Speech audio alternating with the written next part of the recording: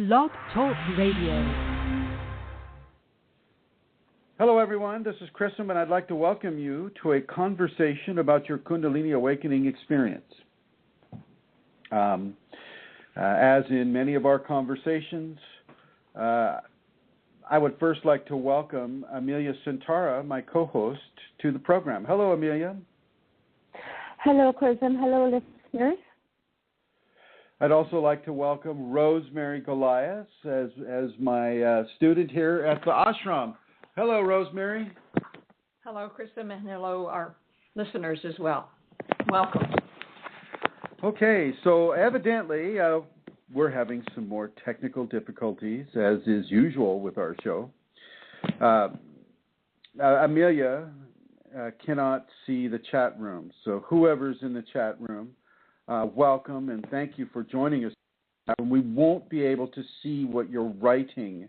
There's a battery problem with one of the computers, and so evidently this battery problem keeps the person from being able to use the computer. I'm not quite sure how that works, but yeah. So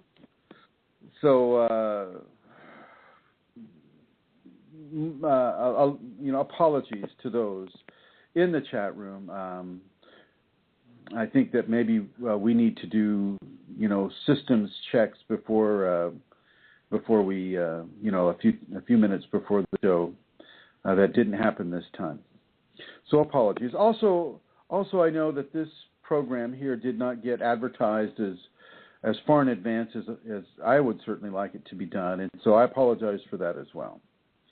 Today's program, well, first of all, I guess Amelia's got some announcements she would like to make. Amelia. Hello, Chrism, and apologies to everybody in the chat room. That is my fault. Mea culpa. It's got to do with my battery here. I have my PC charging up, except it's not responding. So it is possible that during the show it might come online, and if it does, I'll let you know. But please remember that you can also ring into the studio if you are in the chat room, and the number is 347-934-0026. So if you're in the chat room and you want to, speak with, you can get through to me, and I will patch you through to the studio in that way. And again, sincere apologies for that. I would like to tell you about the seminars that we're holding, and now with only less than 3 weeks to go, I won't be making this announcement for much longer in the upcoming shows. So let me tell you that the one in New York is happening on the 22nd and the 23rd of March, and there is one place still available for that, so that's why I'm announcing it here now. If somebody is listening and they have been considering, whether they might come or not come, there is still one place available. So you can contact me on kundalinimatters@gmail.com, and we can have a conversation about how you can get there and where the venue is and all of that. So that's kundalinimatters@gmail.com. The following weekend on March the 29th and 30th, the seminar is taking place in Ireland. This is a European seminar. And we have people from the UK. We have a lady coming from Brazil, a few people coming from the United Kingdom, and somebody coming from Hungary. And I'm very much looking forward to meeting those participants. And so again, if you're listening from Europe, from any part of Europe, it's quite easy to get to Dublin through Ryanair or through one of the other airlines, and you will be picked up from Dublin Airport and brought to the venue, which is only a half an hour away. And that venue is in the beautiful Boyne Valley in the Newgrange area, and we spoke about that last week. And I'm very much looking forward to being there with Chrism and with the participants for this 2-day seminar. It's a residential seminar. So again, contact me on kundalinimatters@gmail.com if you have an interest in this, or if you have any questions, or you would like to talk to me about any difficulty you might have with attending, or anything at all that you would like to ask me, please do get in contact. That's kundalinimatters@gmail.com. And I would also like to, at this stage, just tell you about where you can go if you would like to make a donation towards the work that Chrism does. The address is ascension, what's that word, kundalini.blogspot.com. And on the top right-hand side, you will see a donate button, and all donations are gratefully received and much appreciated. Thank you very much. And that's it, Chrism, back to you. Thank you, Amelia, and thank you, everyone, for joining the show today. It is 3:05 p.m. on the west coast of the United States, California, Northern California, and it's kind of a cloudy day outside. We've been getting some rain, which my Kundalini kind of let me know was coming, which is fine. I mean, I was able to get the things covered up. And I say that just to let you know that your Kundalini also will give you information about mundane things that may be important to you. So for me, I have, as some of you who have come out here to the ashram know, I have a 1963 Ford F100 pickup, and it's probably had better days. It's a lot of rust. But I do like to cover it up when it rains. And so, of course, before it's raining, the Kundalini can inform a person whether or not it is going to rain. And for me, at least, it comes on as a feeling, almost a tactile feeling. I feel it in my chest and radiating throughout the body. So I just want you to know that your Kundalini isn't always this huge metaphysical idea or ideology. It's a real, tactile, physical thing too, and it will communicate to you. Now, granted, it may not always communicate with you in words, or calling out your name in an empty room, or popping a book out of the library that it wants you to read. Sure, it'll do that sometimes, but also, and I would have to say for the most part, it will communicate through feelings. It will communicate through ideas. It will communicate through dreams. It will communicate through seeming coincidence. Okay?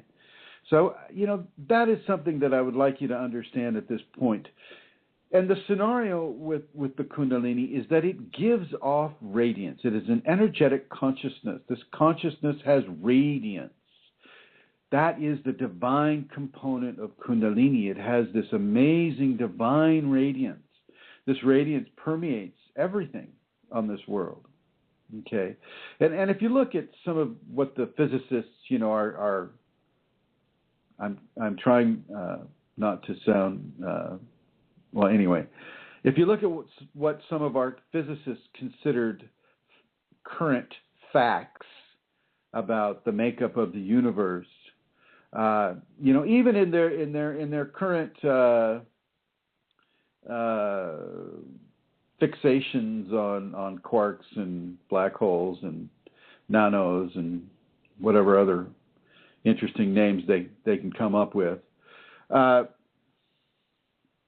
even they are understanding the idea that everything is energy.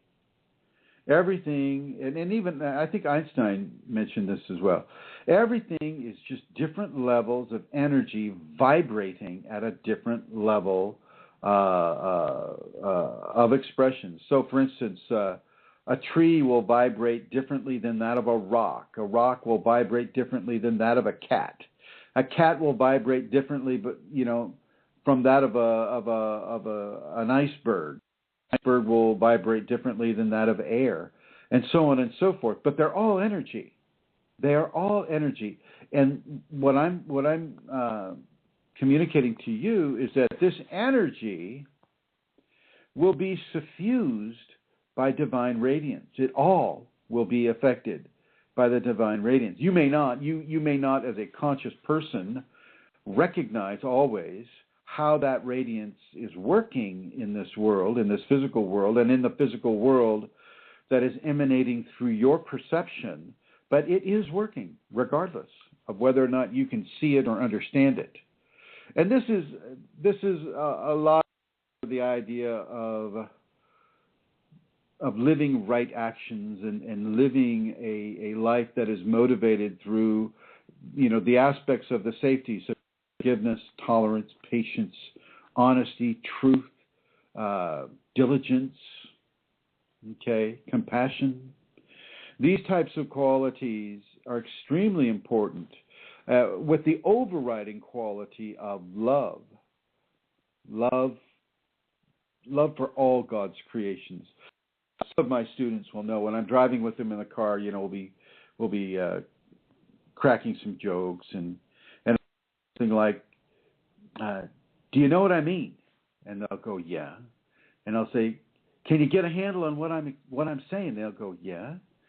And I'll say, can I hear an amen? They'll go, amen. And then I'll say, can I hear an a woman? And they'll go, a woman. And then I'll say, can I hear an a child? A child is what you'll hear back from them. And then I'll say, and all God's creation. And all God's creation is echoed. And this is really, even though we're laughing as we do it, there's a seed of seriousness in it too, because it is all God's creations that we are interacting with. And I know some of you, don't like to hear the G word, God. I kind of laugh at the G word a little bit because, God spelled backwards is dog. I love dogs. Dogs are great. I like cats too.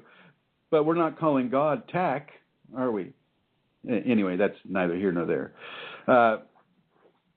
So as the divine radiance permeates these other energetic fields of a rock or a tree or a person or a place, the divine components of what you have been practicing, hopefully, if you're following our program here, the safeties program, if you're following those safeties, then the components of those safeties will be emitted through your radiance, through your Kundalini radiance.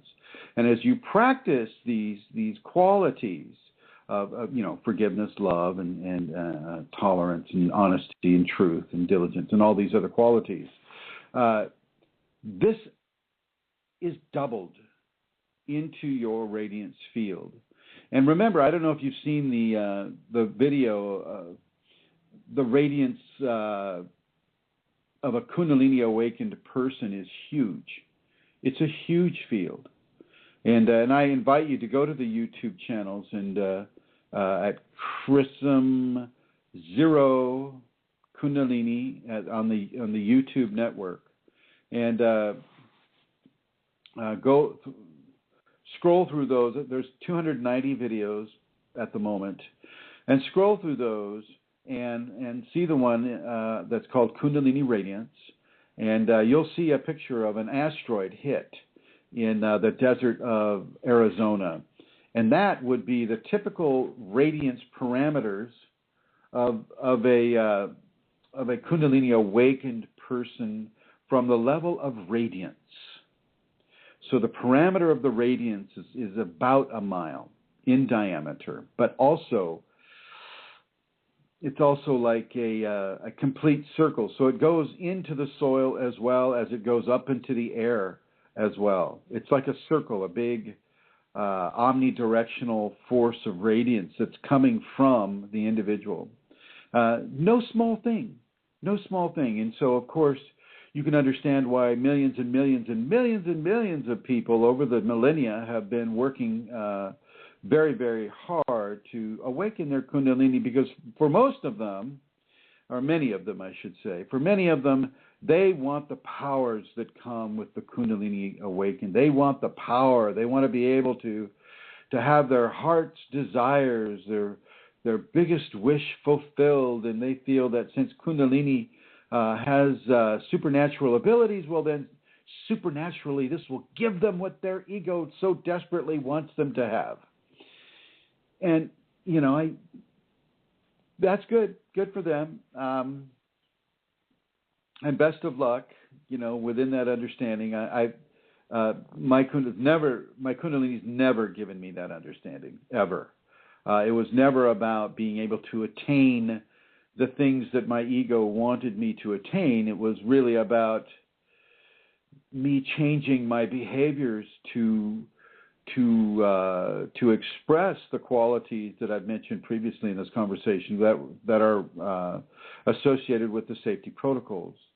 And so that was somewhat of a disappointment for my ego because, of course, I wanted the Learjet and enough money to do anything that I wanted to do, and of course that did not factor into my Kundalini awakening experience, but it might with yours.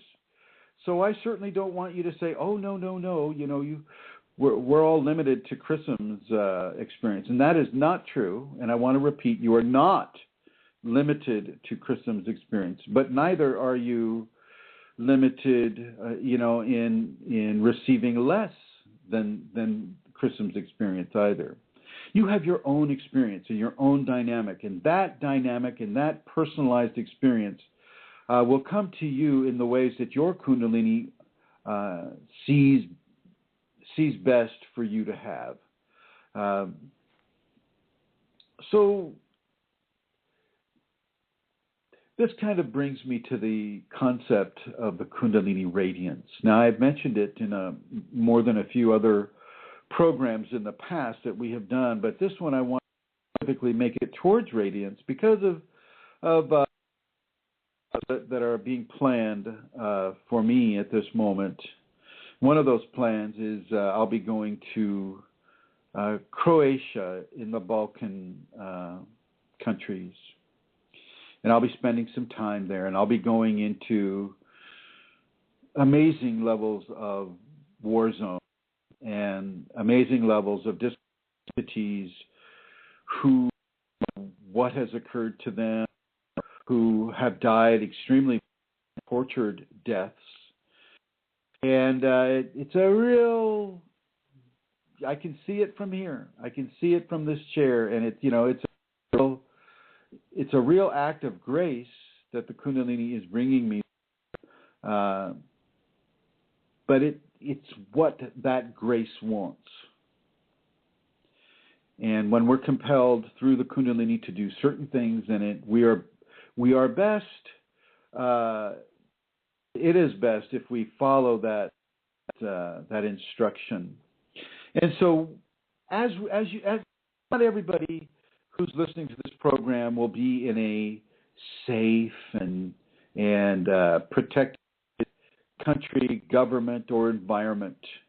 And I just want you to know that it doesn't matter. The Kundalini will supersede all human-arranged governmental processes, cultural processes, and sociological processes. It goes right through them and right over them and right around them and right under them. It doesn't care about the ego manifestations of government and how we conduct ourselves in a sociological sense with each other, except for the Kundalini awakening person. You see, that's the difference.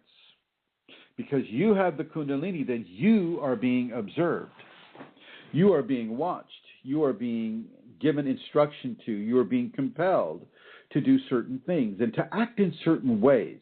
And it's important that you do this. It's important that you manifest enough of your integrity, your surrender to the Kundalini so that you can bring into action the activities and behaviors that the Kundalini wants you to do. And if you are in a war-torn area, and there are many more war-torn areas than there are peaceful areas in the world, well, maybe not. I mean, there's probably a lot more of the peaceful areas because that is what you can make of an area, regardless of what's going on around you. When a person with Kundalini awakened goes into a war-torn area, as I'm going to be doing with Croatia, possibly Bosnia, what I'm compelled to do is set up pillars of light, the POL. The pillars of light are basically, it's an energetic formation that spins, and it spins to the right, just like the first Tibetan. It's an attractant for discarnate entities that have not been able to understand or to figure out what has occurred to them and what they need to do in order to take their next step on their spiritual evolutionary journey. The key to the pillar of light is forgiveness. And so as the discarnate entity, or we'll just call it a ghost, as the ghost of a person encounters the pillar of light, the first thing, they'll be compelled to come up and examine it closely, and then they'll feel that in order to partake of this, one must forgive what it was that killed them, forgive what they had done to put themselves in that position to get killed, forgive the aggressors, and forgive as much as possible before entering into this POL, the pillar of light. Once that has occurred, the pillar of light will literally take them right out of this dimension into their next spiritual development. So I will be setting up quite a few POLs in Croatia and Bosnia, and in the lots of landmines, people. A lot of landmines in these areas, and as much as because they're really trying to get a tourist industry going again after having it obliterated back in the late 80s and early 90s. They laid over 1.5 million mines around the country and on the islands too, and not only that, they laid mines during World War II, even before the whole problem with the breakup of Yugoslavia occurred. Mines are all over the place. Tourists are being killed by mines. People getting their legs blown off. I'm pretty sure that's not going to happen to me or to the people I'm traveling with.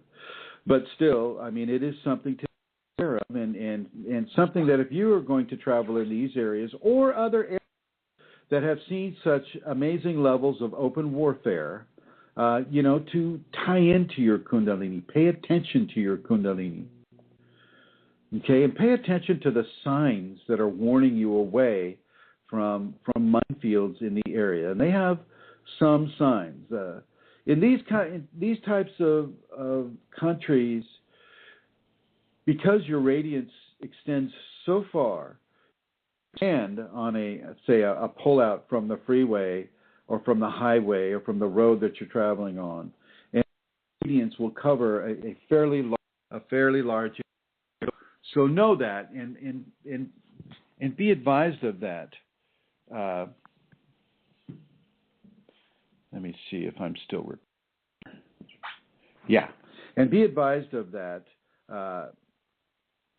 so that you don't have to walk and stand right next to a grave marker to affect a difference in the area. All you have to do is stand there and let your Kundalini do the work. Kundalini in me is what designed the PO. I didn't go, let's set up a pillar of light and do this and that. The Kundalini is what POLs, and if you ever get a chance to travel with me, I will definitely show you how to make one. And I have kind of described it a little bit right now. So if you could take that little information and take that with you into these areas, or even into your own area here, Americans like to think, we've never had open warfare on our ground here, and that's not true. If you're coming at it from a Native American, there's been lots of open warfare. It's only to the victors that history is written, not to those who didn't win. So lots of places have had this, and I have gone through the United States from coast to coast and set up pillars of light. And I encourage you to do that as well. Always the key to the pillar of light is forgiveness. If the entity can forgive, then the entity can move forward. If the entity does not want to forgive or is so angry that it's still locked into that continuum of emotional disturbance, then it will have to stay there longer. And I'm suggesting that there may be a lot of them who will need to stay there longer because of the amazing levels of hatred that have developed between some of the populations involved.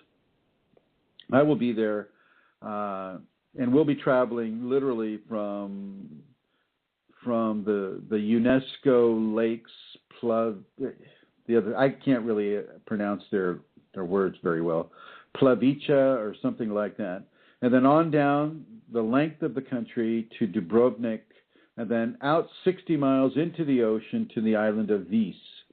And there are other metaphysical and Kundalini-based reasons that I'm going to this area that I'm constrained not to mention because of the other person's process. But it's very exciting to be able to have this opportunity to spread the Kundalini radiance into these areas. And I'm very much looking forward to going there. And yes, for some of you, you'll be wondering if I'm going to be going to Matagorgia or what's it called? Matagorgia. Yeah. And it's one of the Marian sites where the Virgin Mary has been seen. And as some of you may know, whenever I hear of the Virgin Mary, the first thing that comes to mind is the Shakti, sacred feminine. And a biblical personage as a way to present itself into the consciousness and emotional body of people. So we'll be going there and praying and meditating and doing those types of things. That's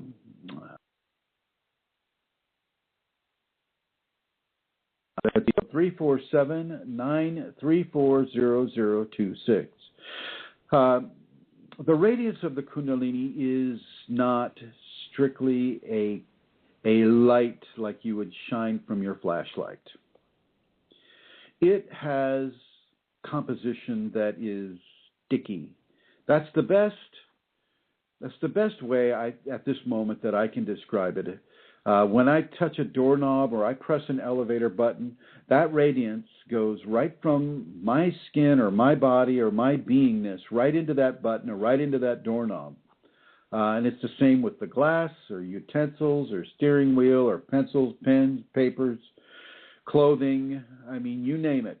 The Kundalini radiance sticks to everything.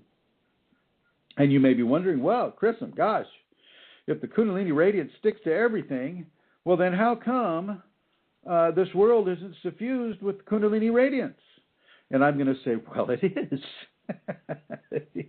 The Kundalini is a direct tie-in to divinity. And what is it that created the physical realm at all, including all the stars, all the planets, all the quasars, all the quarks, as the scientists like, and of course, our own beautiful, wonderful Garden of Eden planet that we're on right now? How do you think that was created? Through a big bang? Really? Does it have to be something that's like out of the end of a gun? You know, this is really an ideology that is compressed into a form that scientists like to. They're comfortable with that. Well, okay, A plus B equals C. But I'm going to tell you no. I mean, yeah, and even if it was a Big Bang, well, then who was making the Big Bang? And why cannot there be a divine intelligence, an intelligence that goes beyond the mere mortal hypothesis, theoretical-based of human beings? Why cannot it be into the fantastic, and why would it not be in the fantastic? And for those of us that have the Kundalini, we answer to those questions. For the scientists that don't, they will still cling to, and they will advertise, and they will teach in the schools that, well, the universe is like this and that, and therefore anything else that says it's not may not be correct. And I apologize for the phone call that I'm not going to answer, but it is the message phone in the house here. So we'll just let it continue to ring. Amelia Santara has had many, many, many experiences of the, and I'm going to ask her to come on right now. Hello, Amelia. Did you go to the bathroom? Hello. Chrism, there's one thing. I do have the chat room up in front of me, and the guests there know that they can type in now to you if they have a question. And we have Vashti and Suka and a number of other guests, Julie, in the chat room now. I must tell you that your voice is not coming through very clearly into my headphones. John is okay outside in the other room because I have checked with him. So I know you were going to ask me something, but I did not hear what it was. I haven't been following the conversation very well. So, again, I don't know why that's the way it is. And, yeah. It's because you're on your iPad, right? I'm on my iPad, but I am every week, Chrism, so I don't know what's going on this week. Yeah. Can you hear okay? Now? You're hearing fine right now? Yes, I am. Okay, very good, very good. Amelia, tell me your experiences with Radiance, with the Kundalini Radiance. Oh, okay. The Kundalini Radiance. Okay, so you're speaking of my awareness of the Kundalini. Oh, there are so many ways, Chrism. I'm going blank. And the first thing that came into my mind was how I have felt the Kundalini Radiance go to other people. Is that what you're speaking of? That's fine. Go ahead. Talk about that. Okay. Well, this has happened in a number of ways for me. Sometimes it goes to somebody and I have no idea why. I feel it rush from my body.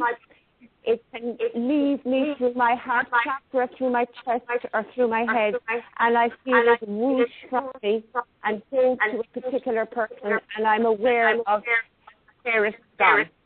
It's a feeling and it is a connection. I have no idea why, or I just see it going, and I know that it's got to that person. Sometimes when I'm working with I'm very sorry, this is really difficult because I can hear my voice.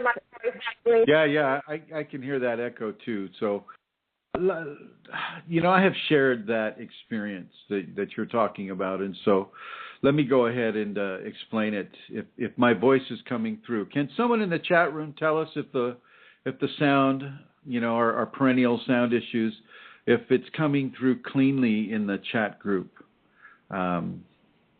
And for those of you listening on the archives, apologies for the sound qualities. It's always been a challenge with BlogTalk Radio here. But I still like the format. He is typing inclusion, and he says your voice is perfect. Perfect. So hardly. I am hoping. Sometimes, Chrism, I don't hear you very well, but it comes across fine. What? And just kidding. And obviously nobody is hearing the echo except you and I think. Yeah, okay. And I'd like to say a quick hello to your wonderful husband, John. John, hello, and thank you for being on the computer and listening. May only as much Kundalini as you're comfortable having come through this program to you, my friend. Okay, so continuing along the lines of what Amelia was talking about, and I've also had this symptom as well, the Kundalini will pull itself right through your heart or your head or your hands. And not only will it pull you towards a certain spot or a certain destination, it will pull you there with, you'll feel anxiety if you don't follow the instruction. And I've mentioned the various places. For me, most of the time, it's the hospital. I'll get pulled to a hospital in our area, and I'll know this enough times now. I'll know to go to the meditation room or the chapel. Whatever kind of a hospital it is. If it's the Sisters of Orange or whatever they're called, then, of course, they'll have a chapel. If it's Kaiser Permanente or somebody like that, then they'll have a meditation room. So I'll head to those areas, and I'll start giving to the entire hospital. And remember what I mentioned about a Kundalini Radiance. Your Kundalini Radiance being just shy of a mile will encompass the entire hospital, not just the patients who definitely need it, but the janitors, the security people, the doctors, the administrators, the cafeteria workers, the psychologists, everybody who is in the hospital, the visitors, the family who is in the hospital will get this radiance. And the radiance, because it's intelligent, it will go into those individuals, all, however many thousands of them there are, which, that sometimes are in a hospital. And it will see to their individual needs. This is the power of divinity. This is the power of knowing what a person's needs are exactly as they are needed to have it, including their karma, including their level of meeting that karma in this life, including their physical levels, which includes their health, including the psychological levels, which includes their emotional body, including the people that are having perhaps a level of effect upon their health of any of these systems from outside, from people who aren't even in the hospital. Because if you look at a person and a person standing there, you can imagine lines going out to their kids, lines of connectivity going out to their friends and their family, lines of connectivity going out to the people they work with, lines of connectivity going out to absolute strangers. And then lines of connectivity going out into the environment and into the animals and into the food that they consume, and so on and so forth. I mean, so one person has an amazing level of connection that the Kundalini can go into and can read, like you and I would read a book. The Kundalini goes in and reads the karma, reads the body maintenance, reads the person's quality of choices, reads the level of karma that's being developed in this lifetime, and initiates protocols that will help along their spiritual journey. Journey is important only as much as the spiritual journey is being supported through the physical systems. So let me say that again. The physical systems are important only so much as they support the spiritual evolutionary systems that are working through them. I hope you can understand what I mean. If you don't, give me a call at 347-934-0026. And our beautiful, wonderful, kind, and considerate host, Amelia Santara, will answer your phone call. So the real deal of being in a body on this planet is the spiritual journey. It is not the physical journey. The physical journey serves the spiritual journey. When you come into the Kundalini, you begin to understand this in a far more dedicated and tactile format. Really, I mean, it's tactile after that. I mean, imagine having a prayer felt upon your body to the point where it's lifting your body off of the ground or off of the bed. I mean, it's real stuff. None of this stuff is make-believe, except for those who don't have the Kundalini awakened. I mean, that's what they'll, that's typically, where they go with is, oh, that can't be real because it's not happening to me. You see. So anyway, it is the spiritual journey that takes the focus for even having an experience on this planet Earth, in a body, in a flesh body, but also outside of a flesh body. Your work isn't done when you die. When you die, your spiritual journey continues. It's not, it's not all of a sudden you just relax.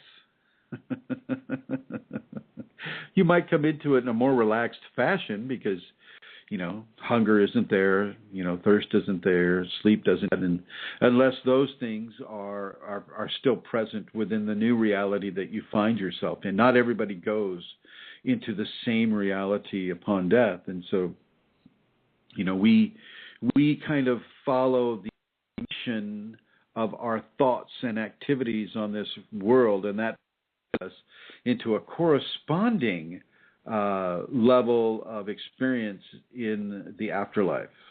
Okay, so just an FYI with that.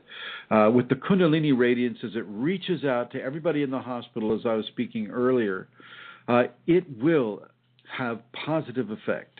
You may not always know who it is you're helping. It's just the ego that wants to know.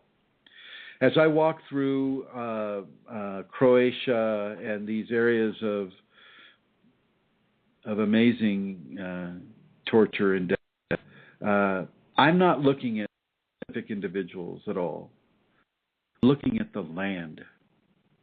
I'm looking at those who live on and off of the land.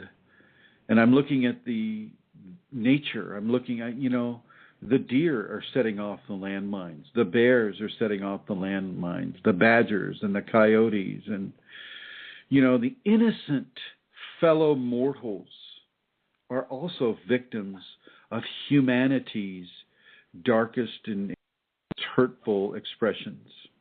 And so I look into that. I look at the trees. I look at the plants. I look at the insects and the animals, the fish and the birds, everything. But also the humans that have caused the problem.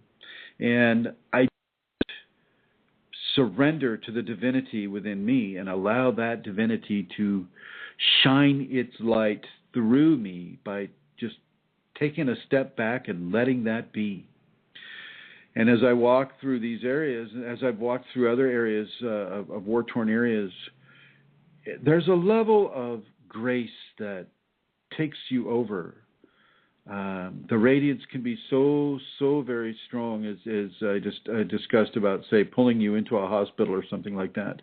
I mean, literally, it will pull you into a certain area. And by being in that area, yes, Lasha, yes, you're in this area too. Lasha is my cat. She's my Kundalini cat. And she wants to be part of the conversation. So here she is. So with that understanding in mind, you walk with radiance now. Now, I've written about this. So there's a couple of articles on the Kundalini Awakening Systems 1.com. You walk with radiance. You walk with divine footsteps. And I really, really, really mean that. The radiance begins to affect everything around you. You even may feel the people will notice you more. The animals will notice you a lot. Okay? It is something that I will encourage all of you to do all of the time. Yes, indeed, with your family. Just remember that large and strong expressions of forgiveness are very, very important when it comes to walking in radiance all the time. When you have the eyes, the radiant eyes, you begin to see things that maybe cause the disturbance, the imbalances, the disease, the ego, the entities. I mean, you name it. It's a really big aquarium, and you may begin to perceive what it is that is causing the problem, but you'll also see why that problem is being allowed to exist at all. And that's a big chunk of information, and it can be too complex for the conscious mind to get into. And then, as you know, the ego will want to get in there, and that can kind of ruin your walking in radiance meditation. When you're walking in these areas, I will suggest that you put your hands in the Kubera mudra, which is the index finger, the middle finger, and the thumb tips together, with the ring fingertip and the baby or the pinky fingertip buried into the center of the palm. Okay. And for those of you that do this right now, you will feel the energetic shift. It is a very strong energetic shift. And I want you to use that mudra. I have used those mudras, or that Kubera mudra, before in the past in fairly desperate zones of population, and it works really well. It definitely accentuates the level of radiance that you're giving into an area. If you have any questions about this or any comments about this, feel free to call area code 347-934-0026. And I'm going to ask Rosemary Goliath, who is once again joining us in this conversation. Hello, Rosemary. Hi there. Rosemary, have you had experiences of radiance outside of the restaurant experience that we talked about this last one or two conversations? Have you had any experiences with the radiance at the level of Kundalini that you're experiencing at this time? When you said in the beginning, Chrism, about the radiance and feelings and ideas and dreams and seeming coincidences or names, my strongest experience of this is when I wake in the morning, that over and over again, I have amazing clarity about something that was a concern that I had or just wasn't making any sense frequently, and that impacts my action. It gives me guidance, and I'm aware that that's beyond my usual thinking. That's one. Some other times I've been in grocery stores just waiting my turn and not consciously thinking of Kundalini. I've had children, small babies, particularly in being held, and just look strongly at me and responding that way and telling me, it's like almost like a mirror reflecting what's going on there between us.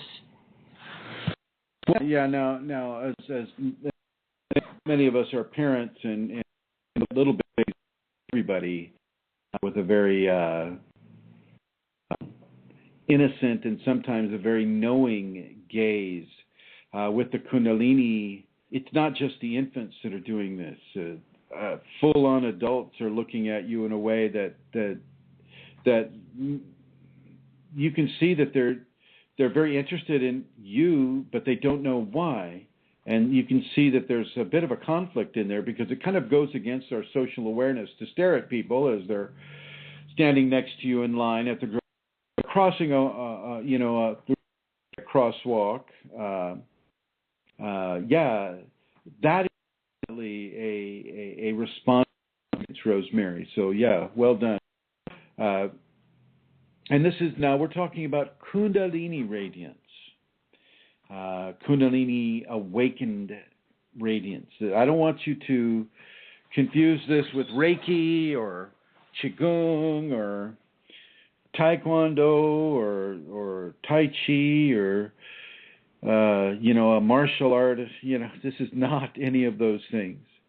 This is the awakened Kundalini. Some of those things can serve to awaken the Kundalini, yes, of course, but they're just mere tools to pry the lid off of the Kundalini container.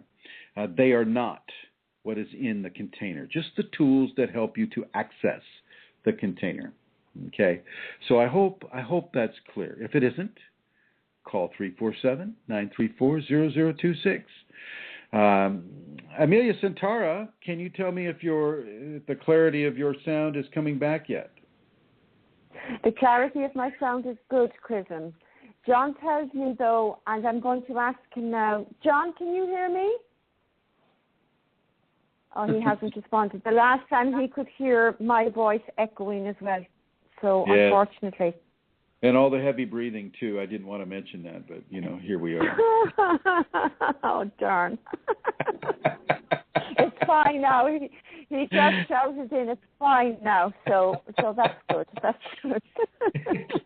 I'm not even going to ask what's fine. You couldn't hear me, Jano? Is it okay? Yeah, he says it's fine. It's fine. Well, thank you both. Okay, so there's no questions or comments in the chat room and no phone calls as of yet, but I will interrupt if there are any. Can you tell if they're sleeping? Did I put them to sleep? Sometimes that occurs. Well, they're very, they're not very active, guys, in the chat room. Any questions there? No, you see, the thing is, you're probably answering their questions as they arise. That actually happens to me quite a lot when I'm listening to you, Chrism. No, really. Something occurs to me. I bet Rosemary is the same. Something occurs to me, and I go, and the next thing you just answer it. And I think that happens. Vashti is typing, so let's see if he agrees. And that does happen, though. He's stopped. Okay. Amelia, thank you. Do you find that, Rosemary? I do, and even in being here with Chrism, he will address things. Nothing comes to mind directly now. Probably I'd have to censor it and how much of it I wanted to share of myself and my annoying things that I do. But it is a divine guidance. It's just an absolutely divine guidance, and that's very touching for me always, and to be aware of that. Well, thank you, Rosemary. It is an affirmation, though, as well, isn't it? Not only does the information come, but there are so many things that happen when that happens. You know, it's an affirmation of the presence of the Kundalini in my teacher, in what's happening between the communication here on, say, BlogTalk Radio, or where you're with them in the ashram, and the message that's received as well. You know, it's wonderful. Yes. Thank you. Well said. Just FYI, everybody, Rosemary is not as annoying as she makes out.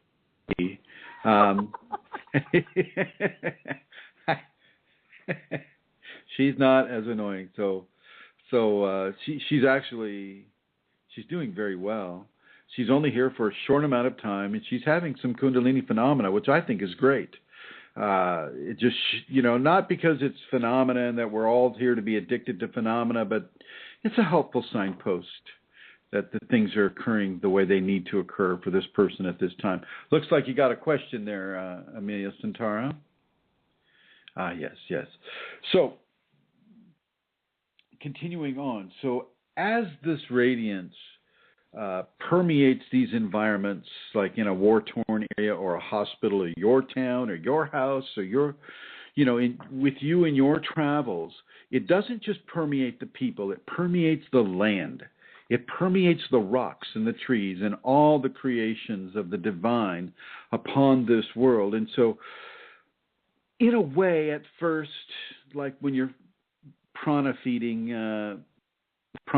is something else I'll talk about in another episode. It's a way of eating energy that is naturally emanating through the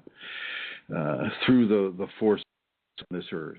And there are actually groups of people that are already prana feeding, and I'm not, creating something that hasn't already been practiced. This has been practiced for centuries.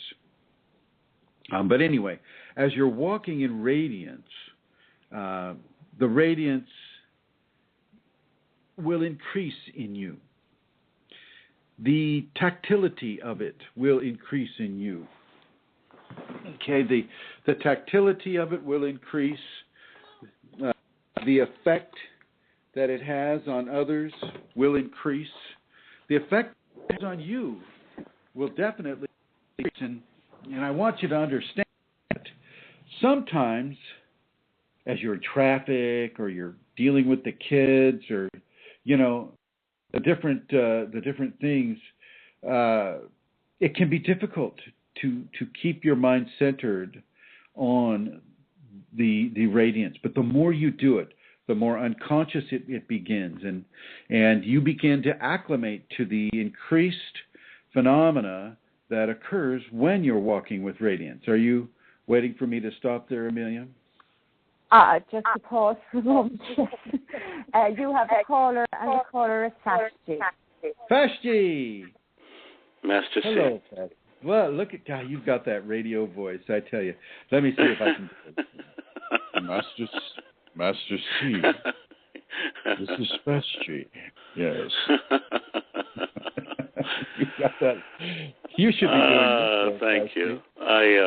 I wanted to thank you for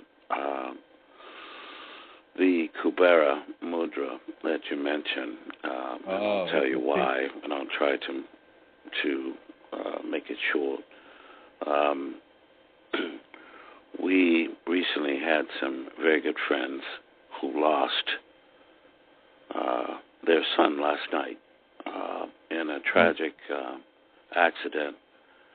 He was working on a large machine that suddenly sucked him in, and that was the end of his mortal existence. Okay. And we are going over to just bring love and support in a few moments here, so I won't hear the end of your conversation, but I will listen to it in the archives. But I wanted to thank you because I will be actively using the Kubera Mudra. And I also called to see if you had any other suggestions that I might utilize in bringing as much light and love from the Divine K into these people's lives during this very, very devastating time. It's already started, Bashji. I felt it, actually. My head is buzzing, and I can feel my auras expanding. Yeah, it's already started, and it's reaching out to them as we speak. Okay. My sympathies to them, my sympathies to them, and my gratitude to you for being a true friend and coming to the aid of that family who is in such deep levels of grief right now. It is all about them right now, and let them have their grief. Yes. Let them have their grief. Help them. Make food for them. Be there for them. Let them cry on your shoulder. Let them cuss. Let them cuss and rail and wail against whatever mistake was made that would have allowed this to occur. It's okay. It's just them.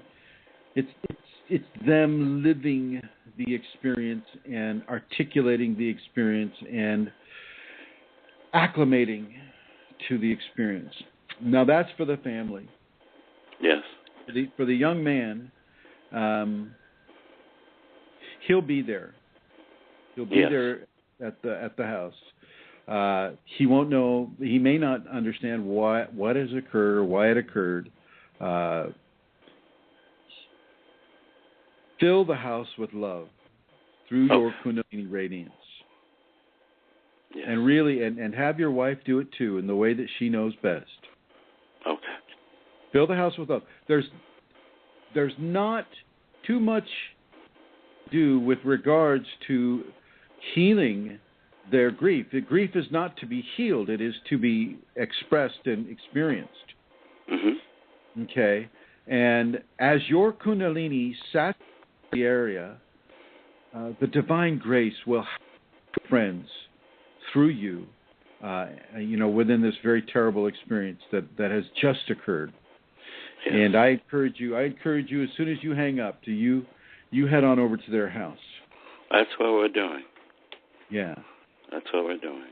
And now the wife is standing over there waiting now. At the door, tapping her foot, looking at the wife, going, come on. Why do you want to make a phone call now? My blessings. Much blessings and grace to you, Master. Thank you. All right. Goodbye, Bajji. Goodbye. Oh, yeah. Okay, so there's a good example. There's an excellent example of a person with Kundalini who is going into a very, very traumatic experience for other people and bringing that sense of the divine into the household, into the broken hearts of the parents that have lost them. And my heart and my Kundalini reaches out to them as well through Fashji. And I would welcome any of you to do this.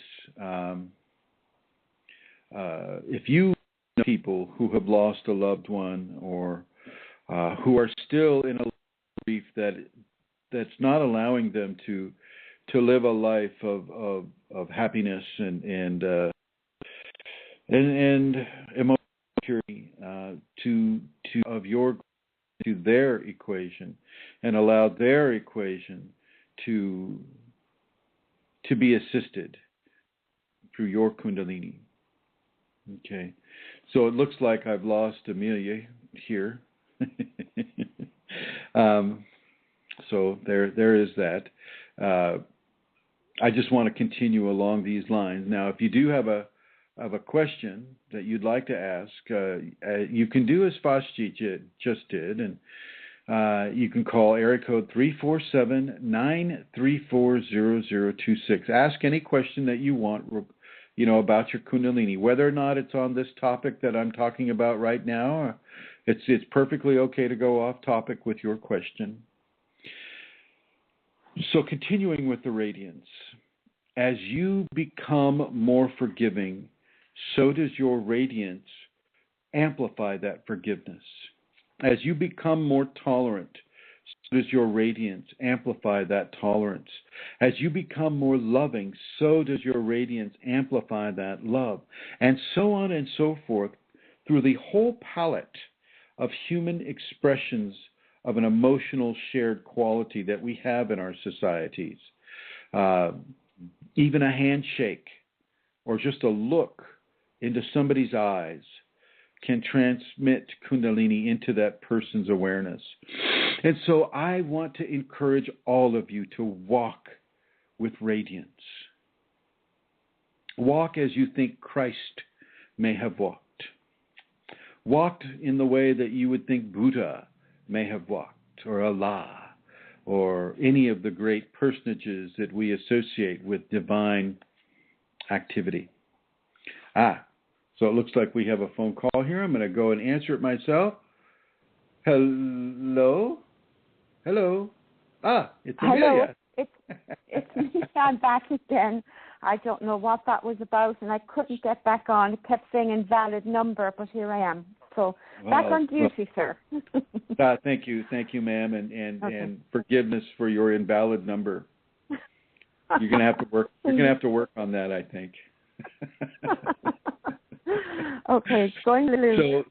So here's something that, and I'm gonna talk a little bit about you, Amelia. When we were discussing about how Amelia would begin to give a massage, one of the first things I said to her was, before you even touch the person, I want you to be in a level of devotion, strong devotion to the Kundalini. And she has done that. And for her radiance comes right out her fingers into the client. And lately, because her radiance is becoming stronger and stronger, because she's practicing this over and over and over. And so, in essence, she's practicing consciously joining with her Kundalini in order to give selfless service to another person. Her radiance has been increasing to the point where I'm going to have her describe what occurred to her between massages at a recent psychic fair. Go ahead, Amelia. Oh, okay, Chrism. Well, when the devotion that I give to the Kundalini, first of all, begins from the moment that I go into the room, and it also continues between clients. So when a client leaves, and as I'm preparing for the next client, as I'm removing towels and as I'm preparing the bed, I am also in devotion. And the radiance has increased because it is now something I feel within my whole body, and it is an immediate connection with my Kundalini. And I that's the wrong word, but I am with, anyway. So a client left the other day, and there was something that had happened. Anyway, okay, let me get to the point.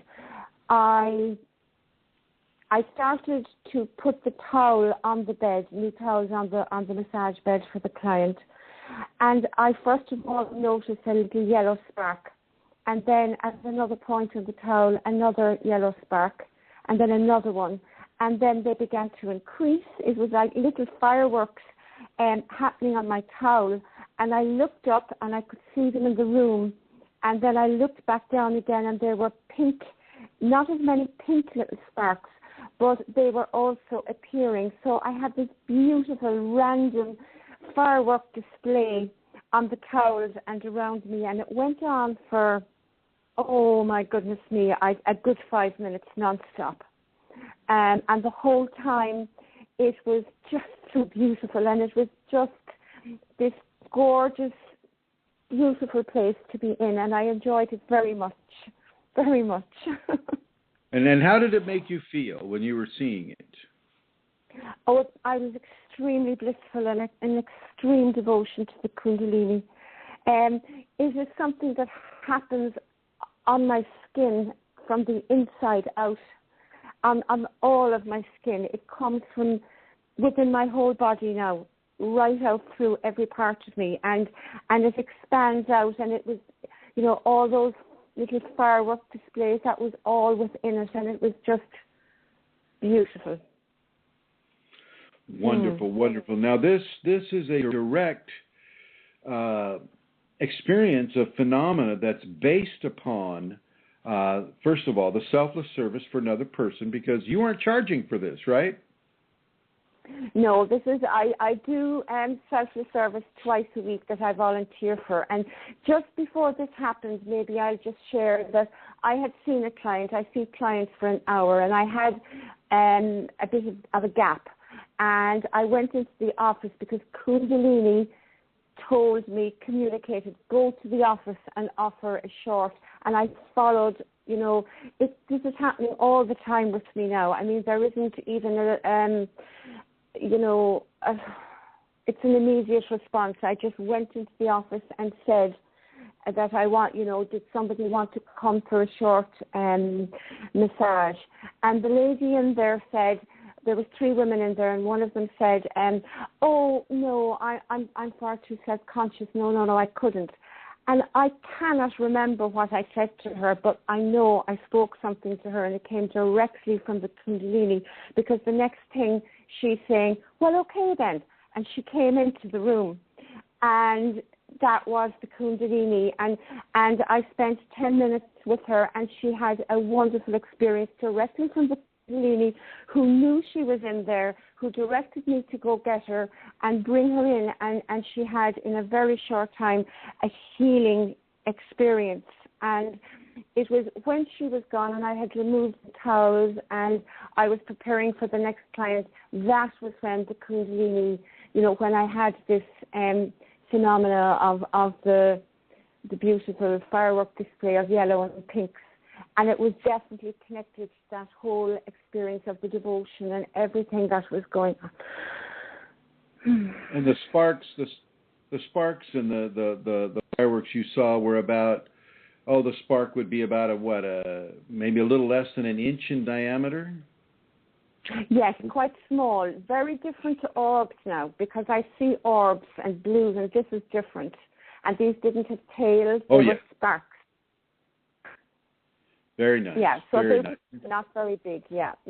And so, I would like the audience. I'd like you to look at Amelia's experience and realize that there is a lot more going on here on this world than your 5 senses.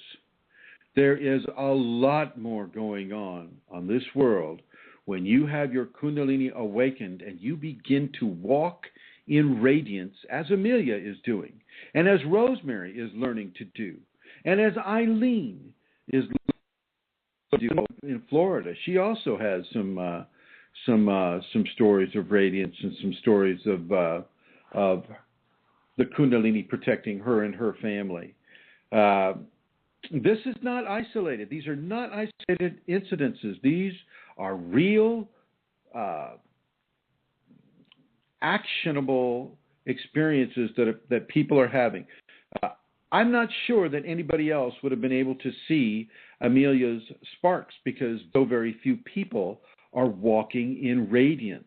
But because she is walking in radiance, the transformation of her body and her ocular systems and her brain, the way the Kundalini has transformed her flesh and focused it and into the ability to see on the physical presence, to see into levels of energetic fields that are not commonly witnessed by other people. This is what we're talking about with the Kundalini. It gives you access to areas of experience, energetic experience, but also activity-based experiences that other people will not be exposed to because they're not ready to have it. And because they're not ready to have it, they can't see it.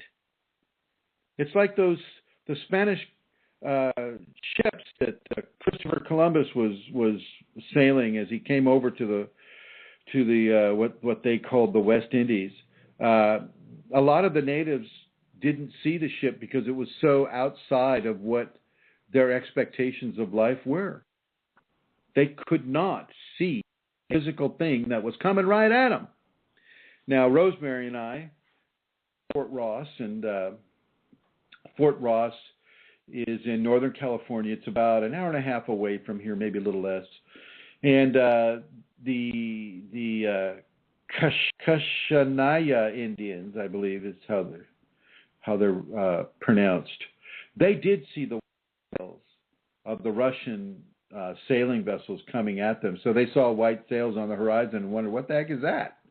Oh my gosh, it's coming towards us. So they were able to see it. So it's not the same way with all peoples or with every individual. But generally speaking, if you're not in some way prone towards Kundalini, you will not see or be able to participate, shall we say, in some of the visual phenomena that will come from the Kundalini Radiance. But you will, as Vashti's friends are already beginning to feel, you will be able to understand from an actionable-based experience. So as Amelia gives you her very special KITT, Kundalini-infused therapeutic touch, as Amelia does this to you, you will feel it. You will feel it. And you will feel it in many ways to your core.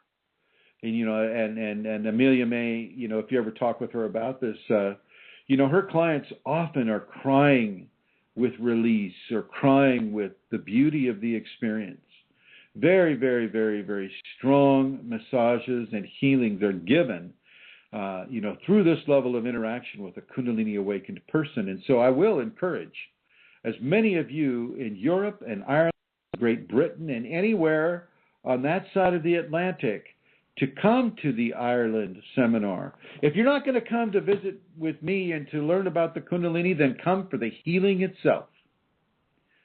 If you've got a problem, if you've got a pain, if you've got a disease, you call Amelia Santara up. You get a hold of her at kundalinimatters@gmail.com, and you talk with her. If you don't want to come for the Kundalini, that's fine. Then come for the healing that the Kundalini can bring you. And Amelia, I want to make sure that you're okay with this. I'm back, Chrism. Of course, I'm okay with that. Of course. All right. That's what I thought. Yes. So come for the Come for the healing. If you can get on a jet, get the gurney on the jet. Maybe they'll put it in the hold, where the baggage area is. But get on that jet and land in Dublin, and you'll get picked up and you'll get taken up to the Newgrange area. And there I will work on you as well. Okay? And I've done this at seminars before. We do healings at the seminars. Now, I have to admit that I haven't done a healing at a seminar since I gave way too much Shaktipat to that one man, and he had all those blisters on his spine. He definitely got a healing, and it did clear up very quickly. That's the last time I did a healing at a seminar, but I'll be glad to reintroduce the healings in the seminars so that you can experience that. I can't make any promises or any guarantees.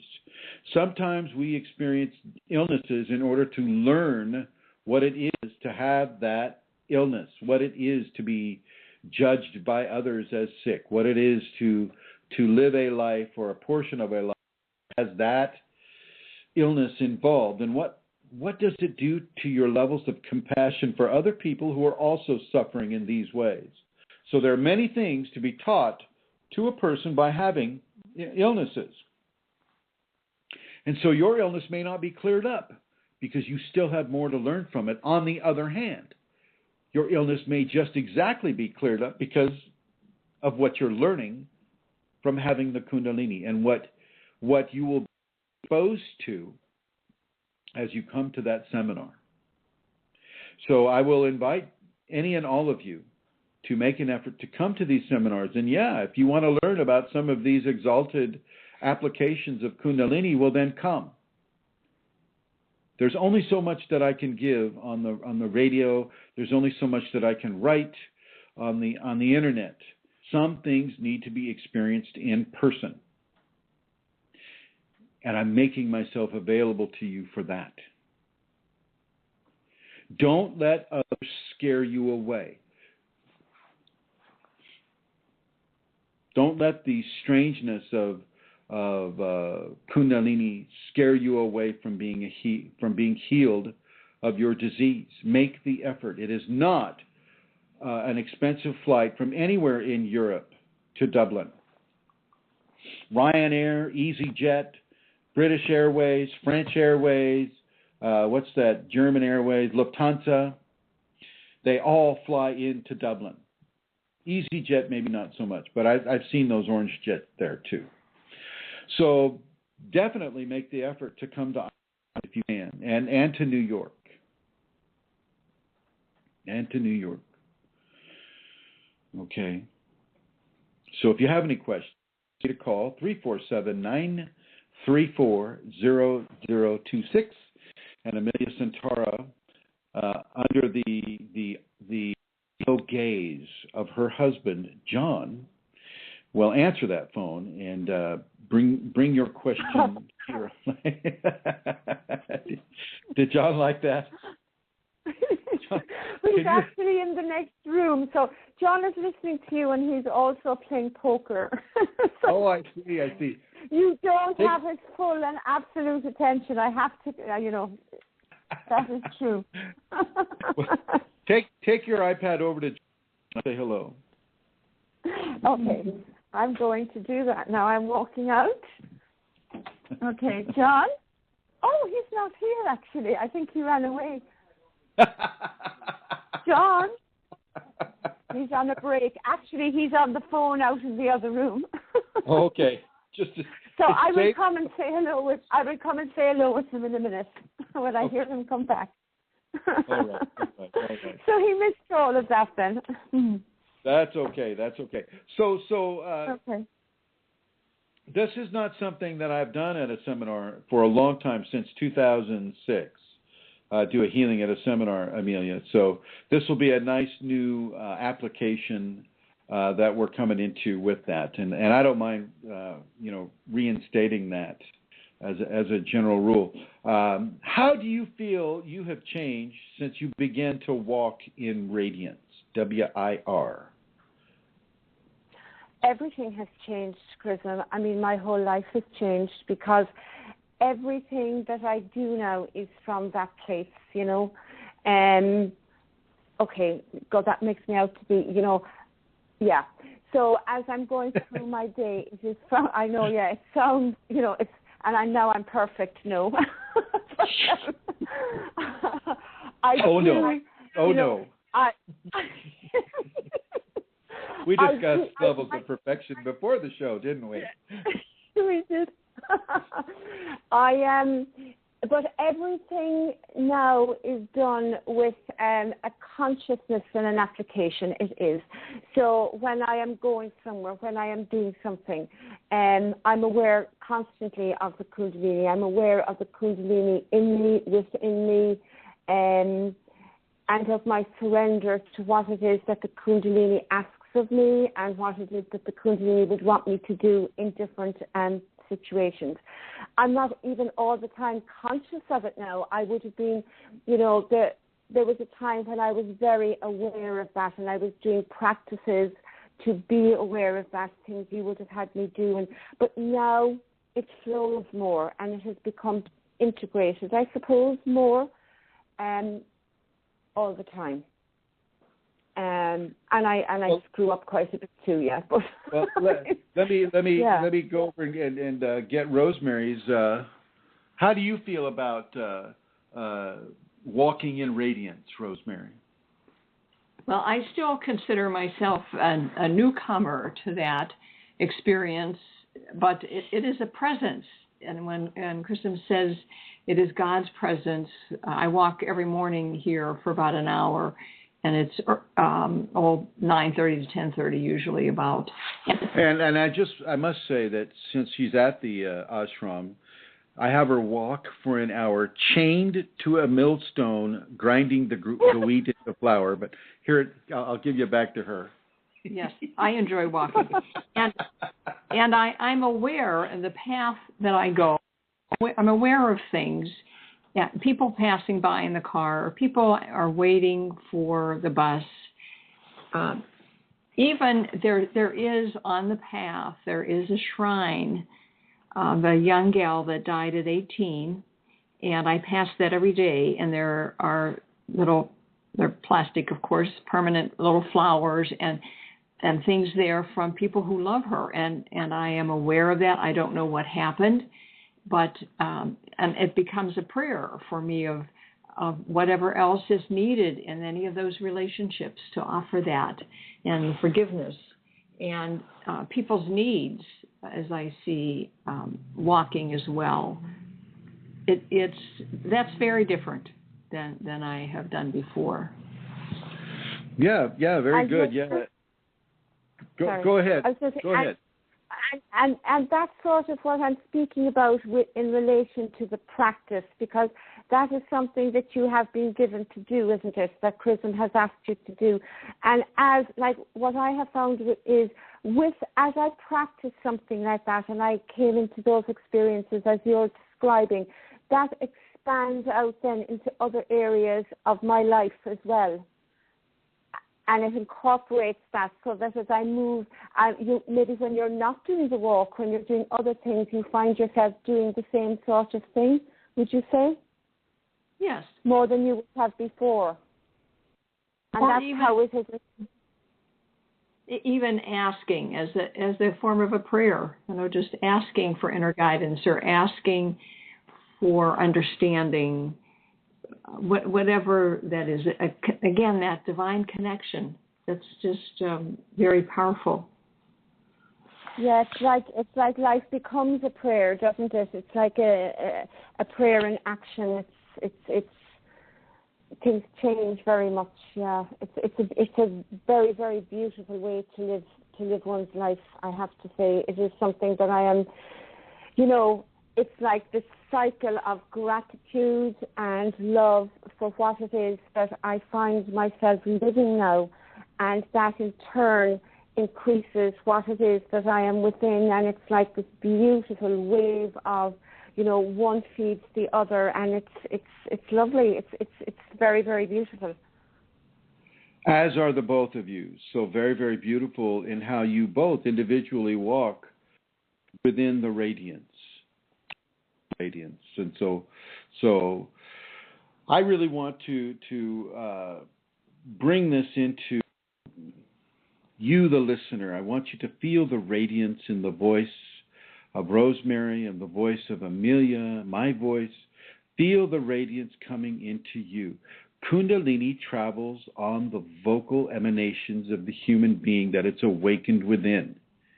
And it's coming into your ear, into your tympanic membrane, and into the audio centers of your brain, straight into the spine, and beginning to read where you are in your spiritual journey. And if you're listening to this conversation about Kundalini awakening, and you're listening, and you've been listening to the other programs as well, this should tell you something about the maturity of your soul development and that you may be called into the Kundalini if you are not already. Many of the people who listen to this broadcast have the Kundalini already. And they just may need some guidance with it or things of that nature. Some of the people who listen to this program do not have the Kundalini, but they're researching it. They're talking about it. They want to know more information. They've heard about this great force, and they want to know more about it. If you are one of those people, well, once again, you want to look at how you even found this broadcast. What made you aware of it at all? And for you to be aware of the permeability of your energetic system to the Kundalini as you listen to these words and you feel these concepts within you, within your brain, within your body, within your experiences. Really think about this. Radiance is very powerful, and it is what causes a halo. I'm looking at a picture of Christ right now, and he's got a halo around him. I like that picture of him, and that is part of the Kundalini Radiance. It is a more densely photonic level of radiance that you would get, say, compared to the outer extreme auric level of radiance that you'll have coming from the body. Typically, the corona around a person's head will be of about, say, anywhere from 3 to 6 feet around, and then the extreme parameter amplification of the Kundalini radiance pushes it even further, and then, of course, the life force aura will get pushed even further still. And so be aware of this. You may feel the tips of your fingers tingling, and there are chakras in those fingertips. And so when you go in Kubera with this, Kubera is a level of... You don't want to go into the direct meaning of the word Kubera, which is spelled Kubera. Kubera was a god in the Hindu pantheon of gods that had to do with the jewels of the earth and gold and silver and all of the treasures of a material expression that are contained within the earth. And not how Kubera Mudra is being given, or this Kubera finger positions are being given. This is about giving healings to all God's creation. And specifically giving healings to the human and life-based interactivity of the Earth system here. Within this very, very narrow field of dimensional agreements where time is flowing up, past, present, future, where people are born, go to adulthood and then into old age, and then they pass away, only to return again in a different body where they grow from infancy to adulthood to old age, then they die, and so on and so forth. Your radiance travels with you beyond death. That light, because you have to remember, it is divinity that is making this radiance. It is nothing of a biological photonic expression at all. And so, you look at these like Biology of Kundalini, Janet Dixon's website. And I love Dixon, don't get me wrong, and I told her to write that book long before she did it. And I did it because she's helped a lot of people with it. But, she's kind of like narrowly focused on the biological aspect, which is appropriate to her title, The Biology of Kundalini. Well, Kundalini is not simply biological in my experience of it. In my experience of it, it is far beyond biology, but it includes biology. So certainly biology is not accepted from it, but included within it. Included within it. Okay. And so life forms do give off a life a power of life radiance. Okay, this is not what I'm talking about, although the Kundalini will consume that and expand on that, push it out further, make it more powerful. Biology is part of the Kundalini process. It is not the end and the beginning of the process. But don't get me wrong. I a lot of what Janet Dixon writes about there, I feel, is helpful to Kundalini people. And I think that she's seeing that these days as her income increases due to people enjoying her book. And blessings to her, and blessings to the people who read her book. My understanding and experience of Kundalini goes far beyond the physical systems, far beyond them. It goes into dimensional systems and cosmological systems, and in this conversation, the reach of radiance is both physical and non-physical, just like the Kundalini, really. The divine radiance reaches into the physical and balances or helps the person to balance their equation, but it also reaches into every other life form that we know of and those that we do not know of as yet. And yes, there are life forms on this world that we do not yet know about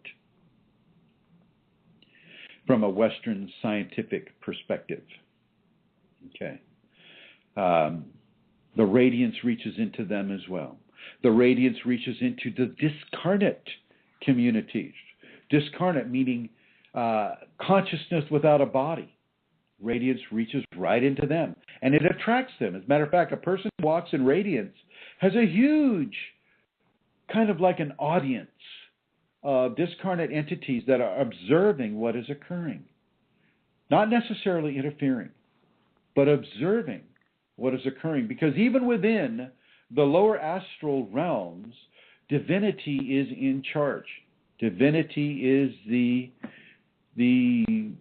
controlling structure within the lower astral or spiritual areas. Something for you to understand. Radiance follows you into death, and it will follow you into your next incarnation. Okay, the effect of the radiance will follow. Now, the child may or may not be born with a dramatic Kundalini-induced radiance, because that may not be beneficial for the child's development at that time, but it will come later on in their life. It will revisit them, as it did me, and as it will Amelia, and as it will Rosemary, and as it will Fashji and Eileen and anybody else that the Kundalini has been activated within. And so I got this question recently. Well, Chrism, when is it done? When is it finished? And typically I'm going to say to you, it is not ever finished while you still have this body.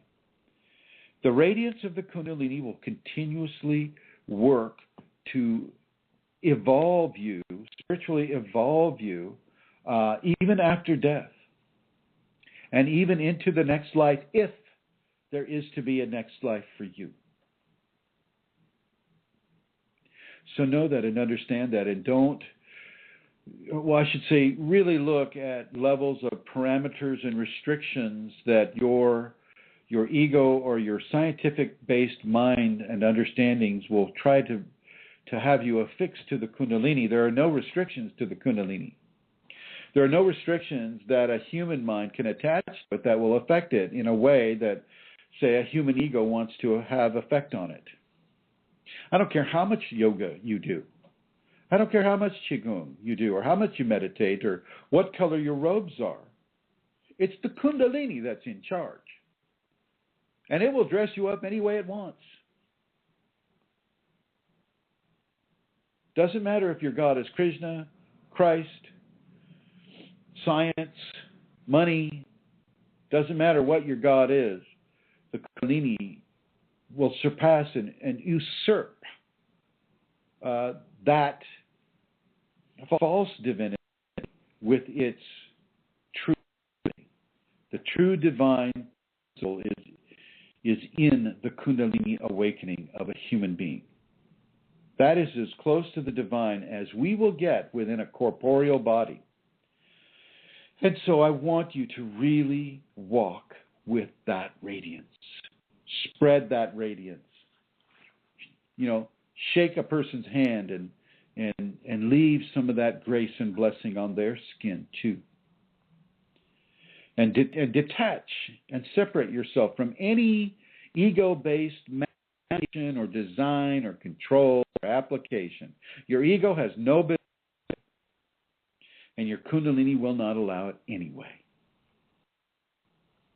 Okay? So keep yourself egoically clean when you walk in radiance. That is part of walking in the radiance. You're not walking with ego. You don't have your what's that? I better not say it. You don't have your sociological based current contemporary based expression walking with you when you're walking in radiance. And if you do, it's only as much as is needed for you to be able to be seen in the social environment in a way that doesn't scare the heck out of everybody around you. If they saw light around you, a lot of them would just run for the hills. Okay, and so, yeah, it's important for you to know that. It's important for you not to think that everybody is going to respond to Kundalini Radiance in a positive way, because it's just not so. People are easily frightened. Look at the stock market, that's a good indicator of how people can be so afraid. So know that when you walk with radiance. And don't go, oh, yes, honey, I'm going to go out and walk with radiance, unless your honey understands that that's indeed what you're doing, such as Amelia's John. John, if I may be so bold to speak of his holiness in such a way, John is very supportive of his wife's Kundalini. He understands. He gets it. He even gets it to the point of having his own Kriyas, even though the Kundalini is not.